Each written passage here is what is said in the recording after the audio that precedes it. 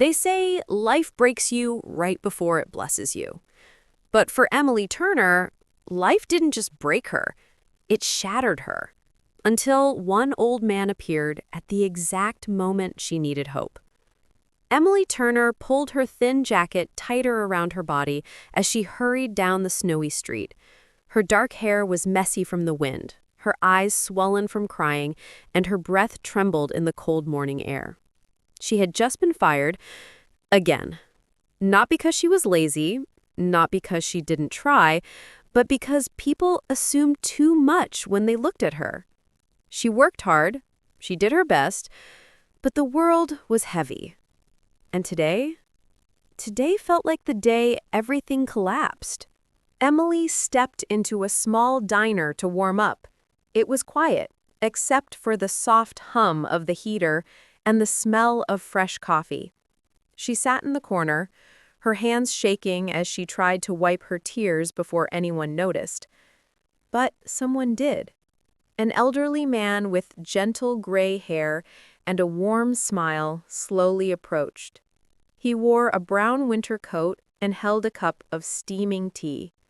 His eyes were kind, the kind of eyes that made you feel seen.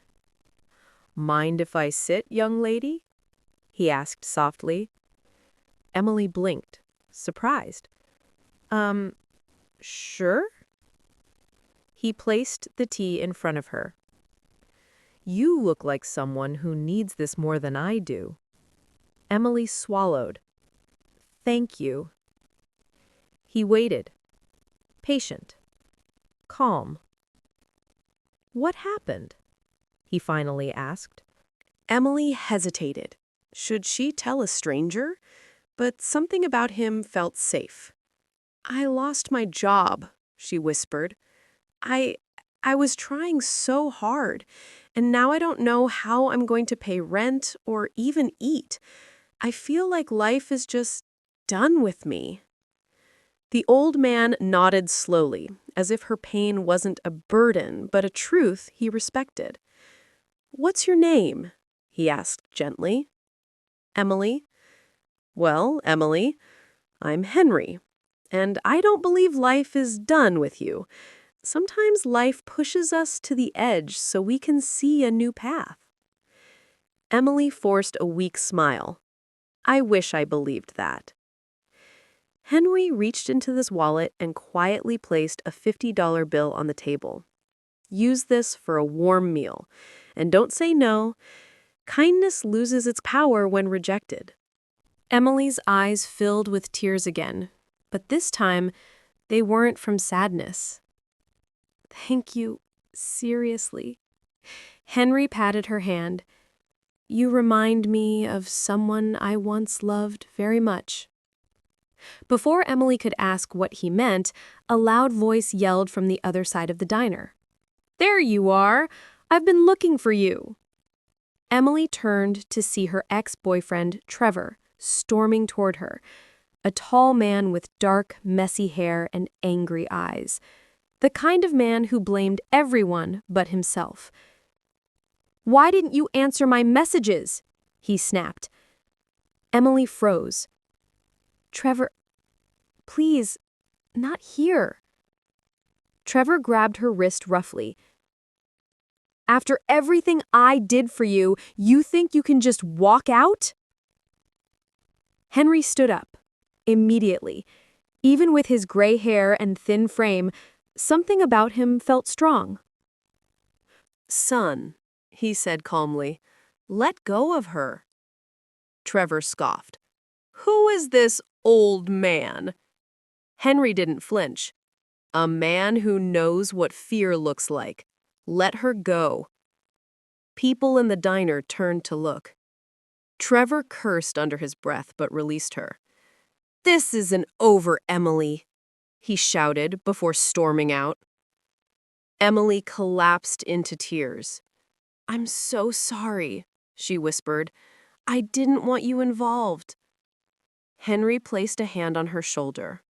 "You don't need to apologize for someone else's anger." He helped her sit again. "Emily, Do you have anywhere safe to go today? She shook her head.